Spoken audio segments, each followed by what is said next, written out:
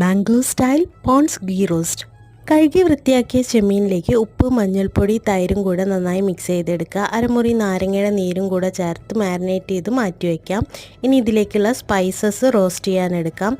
നല്ല ജീരകം, കുരുമുളക്, കടുക്, ഉലുവ, പച്ചമല്ലി എല്ലാം കൂടെ നന്നായി റോസ്റ്റ് ചെയ്യുക. കടുക് പൊട്ടി വരുന്ന സമയത്ത് സ്റ്റൗ ഓഫ് ചെയ്യാം. ഇനി ഇതിലേക്ക് ആവശ്യമുള്ള പിരിയമുളക് ഒന്ന് ഞെട്ടി പൊട്ടിച്ചെടുക്കാം. ചൂടാറിയ സ്പൈസസും വറ്റൽമുളകും നന്നായി ഒന്ന് പൊടിച്ചെടുക്കുക. അതിലേക്ക് ചെറിയ കഷ്ണം ശർക്കരയും 2 ടേബിൾ സ്പൂൺ ടാമറിൻ പൾപ്പും കൂടെ ചേർത്ത് നന്നായിട്ട് പേസ്റ്റ് പോലെ അരച്ചെടുക്കുക. ഇനി ഒരു പാനിലേക്ക് 2 ടേബിൾ സ്പൂൺ നെയ്യ് ഒഴിച്ചു കൊടുത്ത് മാരിനേറ്റ് ചെയ്തിട്ടുള്ള ചെമ്മീൻ ഇതിലേക്ക് ഇട്ട് കൊടുത്ത് അതിലത്തെ വെള്ളമൊക്കെ ഒന്ന് വറ്റി വരുന്ന സമയത്ത് നമ്മൾ അരച്ചു വെച്ചിട്ടുള്ള പേസ്റ്റ് ഇതിലേക്ക് ചേർത്ത് നന്നായി ഒന്ന് മിക്സ് ചെയ്ത് ഇതിലേക്ക് കുറച്ച് വേപ്പില ഇട്ട് കൊടുക്കുക. 1 ടേബിൾ സ്പൂൺ നെയ്യും കൂടെ ചേർത്ത് കൊടുക്കുക.